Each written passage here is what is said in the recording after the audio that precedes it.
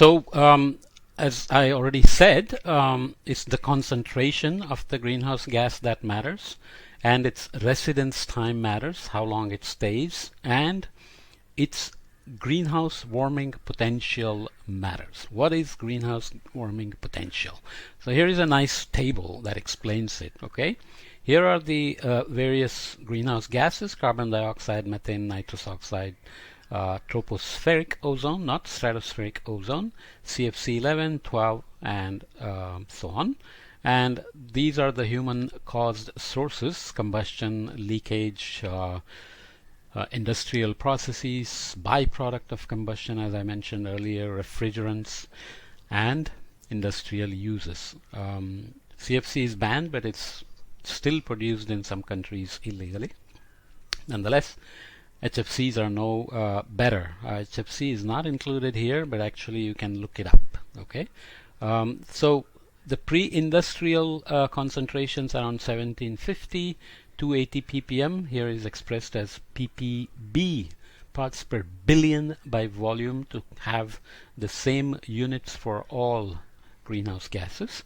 You can see that methane and nitrous oxide are better measured in parts per billion by volume because they are much smaller than CO2. CO2 is already a trace gas, but methane and nitrous oxide are much lower concentration, but that's why we need the greenhouse warming potential.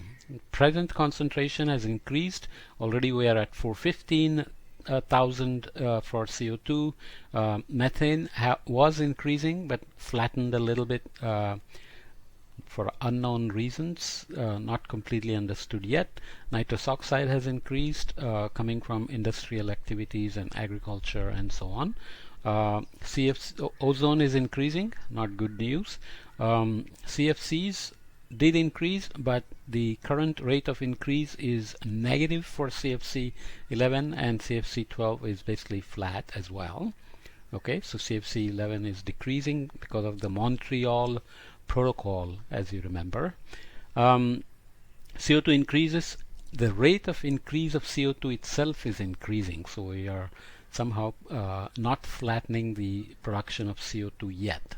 We will see that when we come to looking at what will happen in the future. So-called future scenarios depend on the rate of increase. So the rate of increase is very critical here, in terms critical as well in terms of percentage per year. Methane is increasing, nitrous oxide, and so on. Main thing to remember is that CFC 11 is fortunately negative, but HFC is got a huge warming potential as well, and it is increasing, but is set to be replaced by something else. We don't know what yet. Okay, that itself has other problems. So infrared radiation absorption per molecule, number of times greater than CO2. This is the greenhouse warming potential. We consider CO2 to be having a warming potential of 1, which means if you increase CO2 by 1 ppm, how much more energy is being trapped? That's considered, let's say, 1. Then methane is 25 times more effective in absorbing infrared radiation. Nitrous oxide is 200 times more effective. Tropospheric ozone is 2,000 times more effective. CFC 11 and 12, 12,000 and 15,000 times more. So even though they are in very, very small amounts, could not be detected even in parts per billion by volume, their greenhouse warming potential is so large that we really have to worry about even the tiniest bit of these greenhouse gases. Okay, so I will show make a separate podcast for residence times of these greenhouse gases, which is also worth looking at. Okay, as we said already, carbon dioxide is multiple centuries, methane is of the order of a decade, water is of the order of 10 days. How long do CFCs and HFCs last?